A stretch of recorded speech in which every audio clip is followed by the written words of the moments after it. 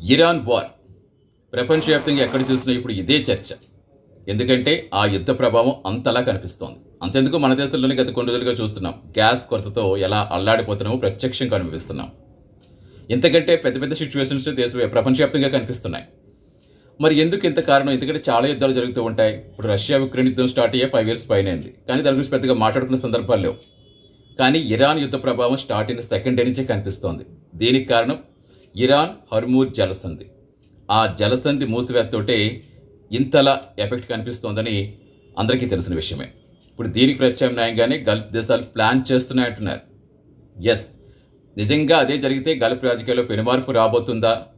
ప్రపంచ చమురు సరఫరాకి గుండెకాయ లాంటి హర్మూజ్ జలసంధికి ప్రత్యామ్నాయం సిద్ధమవుతోందంటే అవునని అంటున్నాయి గల్ఫ్ దేశాలు.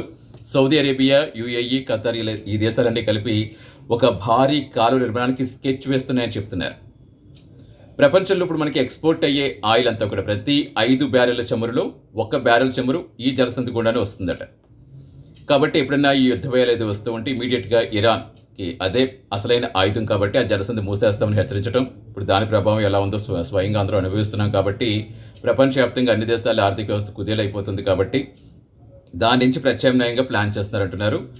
అంటే పర్షియన్ గల్ఫ్ నుంచి నేరుగా అరేబియా సముద్రానికి ఒక కృత్రిమ కాలు నిర్మిస్తే ఈ చమురు ట్యాంకర్లు ఆ హార్మూజ్ జలసంధికి వెళ్లాల్సిన పని లేకుండా నేరుగా ఈ అంతర్జాతీయ సముద్ర జలాల్లోకి ఎంటర్ అయిపోవచ్చని ఆ దిశగా ఆలోచిస్తారని చెప్తున్నారు. నిజంగా ఇది జరిగితే కనుక ఇరాన్ రాజకీయ ఆధిపత్యం తగ్గించే ఒక భారీ ఆయుధం కూడా ఈ గల్ఫ్ దేశాలకు ఉంటుంది కాబట్టి ఆ దిశగా వెళ్తున్నారని చెప్తున్నారు. అంటే అలాగని అనుకున్న వెంటనే అయిపోవడానికి అది చాలా ఖర్చుతో కూడుకున్నదని చెప్తున్నారు. సుమారుగా $100 నుంచి $200 బిలియన్ బడ్జెట్ కూడా దీనికి అవసరమని, ఎట్ ద సేమ్ టైం ఈ గల్ఫ్ దేశ సౌదీ, యుఏఈ, ఒమన్ దేశాల మధ్య ఈ సరిహద్దు ఒప్పందాలు కుదరాలని చెప్తున్నారు.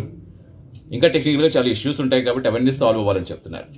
సో ఏది ఏమైనా ఈ కాలువ నిర్మాణం కనుక మొదలైతే ప్రపంచ ఇంధన చరిత్రలోని అతిపెద్ద మలుపు అవుతుందని రాజకీయ ఎక్స్పర్ట్స్ అంటున్నారు.